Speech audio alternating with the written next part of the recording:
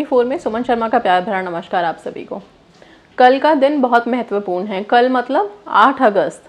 कल एकादशी भी है, कल सावन का आखिरी सोमवार भी है और कल 888 का पोर्टल भी बन रहा है, जैसा कि मैंने आपको बताया है। और दिन बहुत बहुत पावरफुल हो जाता है। ओके अच्छा, अभी मैं आप लोगों को ये बताना चाहती हूँ कि कल आप क्या क्या कर सकते हो जिससे आप लोगों को साल भर के लिए निश्चिंत होकर बेफिक्र होकर के रह सको और आपकी जो भी मनोकामनाएं हैं, इच्छाएं हैं, वो सब पूरी हों।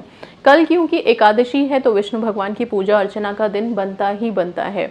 अभी विष्णु भगवान क्षीर सागर में है, योग निद्रा में है। हम सब जानते हैं चौमासा चल रहा है, 4 मास तक वो क्षीर सागर में रहेंगे। तो कल आप जब विष्णु भगवान का स्नान कराएंगे तो कल उनको सिर्फ दूध में स्नान होगा। उनका विष्णु भगवान की जो भी मूर्ति है आपके पास, आप उनको प्योर दूध, मतलब दूध में आप चाहें तो गंगा जल ज़रूर डाल दीजिएगा दूध में, और उसके साथ साथ अगर आप चाहें तो थोड़ा बहुत पानी मिला दीजिए। पानी मिला करके जितना भी हो आपके पास उतने दूध में आप उनकी मूर्ति को डिप करेंगे। एक बार डिप करके वो मूर्ति निकाल लेंगे। मैं बहुत ज़्यादा करने के लिए नहीं बोल रही हूँ। आपने मूर्ति डिप किया, डिप करके मूर्ति निकाल ली। अब उस मूर्ति को आप दूसरे बर्तन में रख के गंगा जल और पानी से स्वच्छ कर देंगे। विष्णु जी को स्वच्छ करके फिर पोंछेंगे पीले रंग के कपड़े से और फिर उनको विराजमान करेंगे, उनकी पूजा अर्चना कर लेंगे। भोग जो भी चढ़ाएंगे उसमें आप तुलसी का पत्ता ज़रूर डाल के चढ़ाएंगे। चाहें तो सत्यनारायण भगवान की कथा कर सकते हैं आप, नहीं तो ओम नमो भगवते वासुदेवाय का जाप आपको 108 की माला से करना ही करना है। वो माला आप या तो कमलगट्टे की ले लीजिए या आप स्फटिक की ले लीजिए, बेस्ट है चंदन की माला।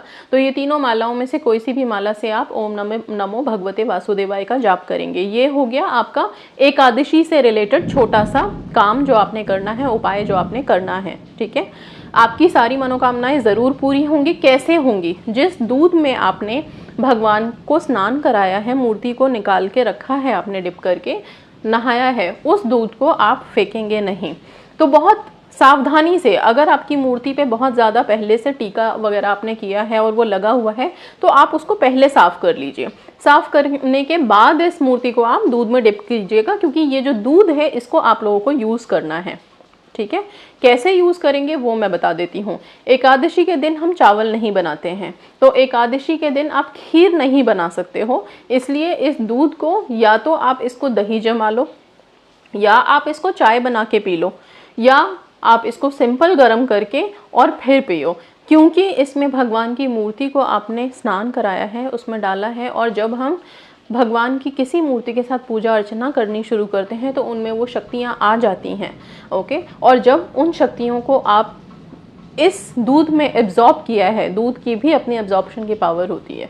ठीक है, तो जब उन शक्तियों को इसमें आ चुकी हैं वो शक्तियाँ, इसके बाद आप इस दूध को ले जाके इस दूध में आप अपनी विश बोल सकते हो। ठीक है, जो भी आपकी मनोकामना है कि ये मनोकामना हो जाए पूरी, आप उसको प्रार्थना की तरह इसमें बोलो कि हे भगवान, इस दूध से मैं यही प्रार्थना करती हूँ कि इसमें वो जो शक्तियाँ आई हैं मेरे ईश्वर की, तो अब मेरी ये मनोकामना, ये विनती, ये प्रार्थना मेरी ज़रूर पूरी हो जाए। बस अगर प्रेजेंट टेंस में बोलना है आप लोगों को, क्योंकि हो गई है, क्योंकि हम लॉ ऑफ अट्रैक्शन में बिलीव करते हैं, राइट। तो आप प्रेजेंट टेंस में अपनी अपनी विशेष बोलोगे। कितनी बार बोलोगे? तो 11 बार, कम से कम 11 बार बोलोगे।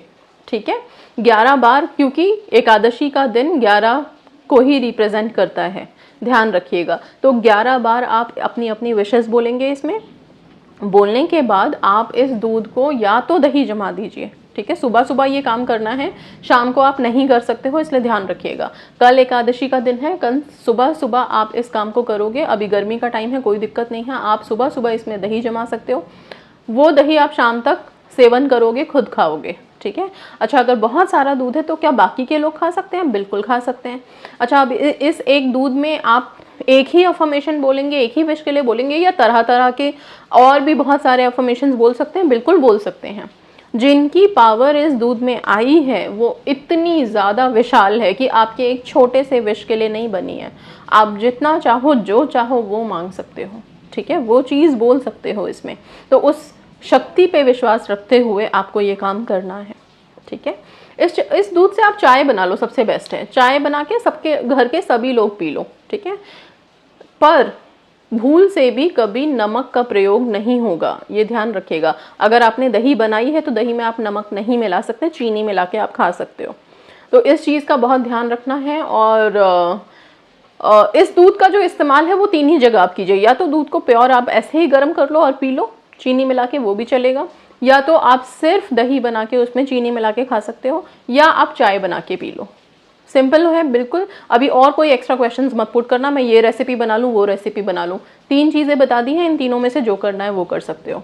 अगर दूध से किसी को प्रॉब्लम है कि हम दूध नहीं खा सकते या दही नहीं, तो आप बेशक से इसको पनीर बना लो, वैसा कुछ कर लो, बट वो आप मैनेज करो अपनी तरफ से, ठीक है। मैंने आपको 3-4 ऑप्शंस दे दिए हैं जो बेस्ट है, इसके अलावा और कुछ भी हम मैनिपुलेट नहीं करेंगे।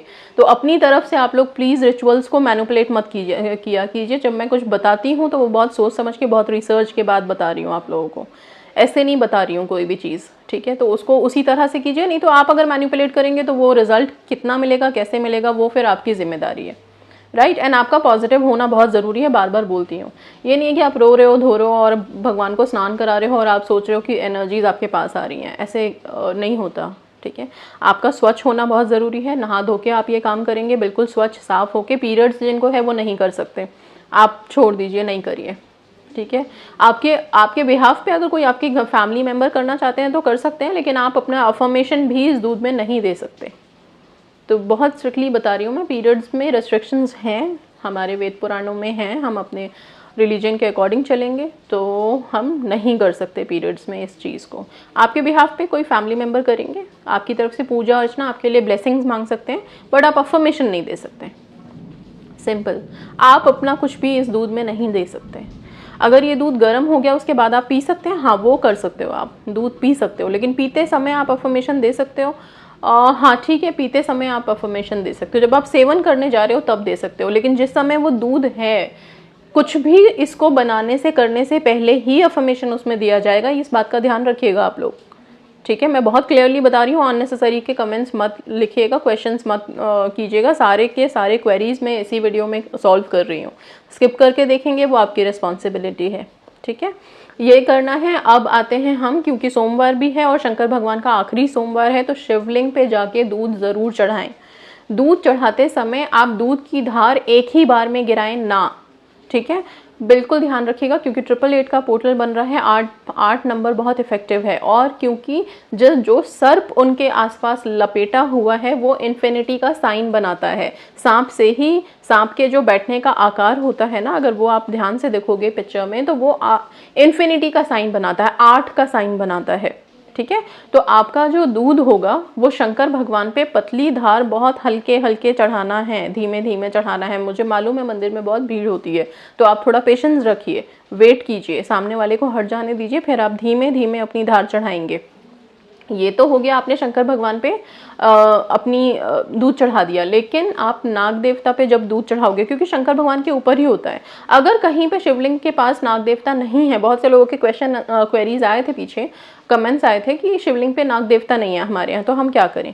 तो फिर जब आप शंकर जी पे ही दूध चढ़ा रहे हो, सिर्फ नाग देवता नहीं है, तो आप अपने दूध को 8 बार के ब्रेक में चढ़ाओगे, समझ रहे हो। जैसे हम सूर्य देवता को जब जल चढ़ाते हैं तो एक बार में वहां पे भी जल नहीं चढ़ाना होता है, सूर्य देवता को जल हम 3 बार के ब्रेक में चढ़ाते हैं। पहले एक धार डाली, फिर रुके, ओम सूर्य देवाय नमः किया, फिर दूसरी धार डाली, फिर रुके, फिर उनका नाम लिया, फिर हम तीसरी धार डालने के बाद फिर रुकते हैं और फिर खत्म करते हैं। तो 3 बार की धार में हम जैसे सूर्य देव को जल चढ़ाते हैं, वैसे ही आप शिवलिंग पे दूध चढ़ाओगे कल के दिन 8 बार के तोड़ तोड़ के धार में। पहले चढ़ाया, फिर रुके, फिर चढ़ाया, फिर रुके, फिर चढ़ाया, फिर 8 बार के धार में आप चढ़ाओगे। ओम नमः शिवाय, ओम नमः शिवाय का जाप आपके मुंह से निकलते रहना चाहिए, ठीक है। कल सारे दिन का chant Shiva magic begin now रहेगा आप लोगों का, ठीक है। कोई विश है तो भी, नहीं है तो भी, लाइफ में हमेशा ब्लेस्ड रहने के लिए शिवा मैजिक बिगिन नाउ। कल लास्ट डे है, सावन का सोमवार है, लास्ट सोमवार है। कल जितनी ब्लेसिंग्स लेनी है भर भर के लीजिए, कल का दिन बहुत ब्लेस्ड है, हर तरह से ब्लेस्ड है, तो कल का दिन मिस नहीं करना है आप लोगों को। बेलपत्र चढ़ाइए, पूजा अर्चना करिए, जिस तरह से हर सोमवार करते आ रहे थे उस तरह से। और कल क्योंकि आखिरी सोमवार है, तो जिन लोगों ने अगर व्रत रखा है सारे सोमवार, तो कल उद्यापन का भी बनता है, उद्यापन आप सिंपल तरीके से कर लीजिए। आप जो भी फल है, मिठाई है, कुछ मेवा है या फिर वस्त्र है, आप अगर वो सब इकट्ठा कर चुके हैं तो वैसा कुछ इकट्ठा करके आप पंडित जी को दान दे सकते हैं, या कोई गरीब अगर वहाँ पे है, कोई दीन दुखी बैठा है मंदिर के बाहर, तो आप उनको दान दे सकते हो। जिस भी तरह से आपको दान करना है इसको, सबसे बड़ा उद्यापन होता है जब हम दान करते हैं चीज़ों को। तो सावन का जो आखिरी सोमवार होता है वो दान के लिए बहुत बहुत लाभकारी है। आप कोई भी चैरिटी करोगे, ब्लेसिंग्स मिलेंगी, ब्लेसिंग्स मिलेंगी तो लाइफ ब्लेस्ड हो जाएगी। हमें तो ब्लेसिंग्स ही चाहिए, राइट। तो बस आप लोग सावन के इस आखिरी सोमवार को कुछ ना कुछ देख लो, क्या डोनेट कर सकते हो, क्या दान दे सकते हो, मंदिर में पंडित जी को दान दे सकते हो, ठीक है। तो ये काम करो आप लोग। और पंडित जी को दान देते समय एक बार मैंने देखा है, लोगों को शंका होती है कि हम पंडित को क्यों दें, पंडित का तो काम ही है ये वो, हम बाहर सिर्फ गरीब को देते हैं।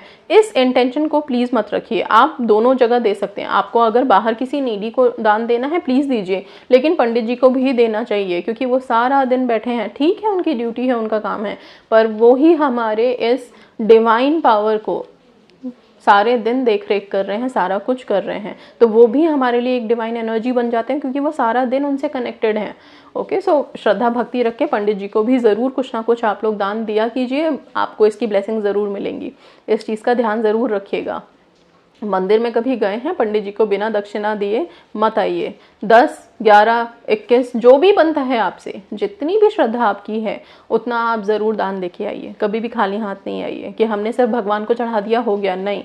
वहाँ जो पुजारी बैठे हैं, जो पंडित बैठे हैं, वो सारा दिन उन्हीं की सेवा अर्चना में लगे हुए हैं, वो वहाँ हैं, देख रेख कर रहे हैं, तभी तो हम इतने खुश खुश जाते हैं और मंदिर में पूजा अर्चना करके बड़े भाव से वापस लौट के आते हैं। तो हमारा फ़र्ज़ बनता है उनके प्रति कि हम उन्हें कुछ ना कुछ ज़रूर दान दक्षिणा दे के आएँ।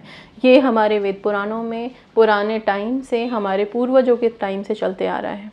तो इस चीज़ को सभी लोगों को करना चाहिए, बहुत ज़रूरी है ये, ठीक है। और ये आपको ब्लेस होके वापस ही मिलेगा। कोई ऐसा नहीं है कि कुछ दान करने से कोई गरीब हो जाएगा या कुछ हो जाता है, ऐसा कुछ नहीं होता, ठीक है। तो बहुत पॉजिटिव रह के चीज़ों को करिए, और कल का दिन बहुत ब्लेस्ड है। इन सब ब्लेसिंग्स को आप लोग अपने मन में रखिए। जब शिवलिंग पे आप दूध चढ़ा दें, ओम नमः शिवाय का जाप कर लें, अपनी अपनी विनती प्रार्थना कीजिए, वहाँ पे शंकर भगवान से सब पूरी होगी, सबकी मनोकामनाएं पूरी होंगी, इस बात का ध्यान रखिएगा। 8 बार जब आप तोड़ तोड़ के चढ़ा रहे हैं, ओम नमः शिवाय का जाप कर रहे हैं, उसके बाद अपना लोटा रखिए, हाथ जोड़िए, 8 बार अपनी विनती को रिपीट करके शिवलिंग के सामने प्रार्थना करिए। आप देखेंगे कितनी जल्दी आपकी विनतियाँ कबूल होंगी, स्वीकार होंगी। इसी के साथ विदा लेती हूँ, धन्यवाद।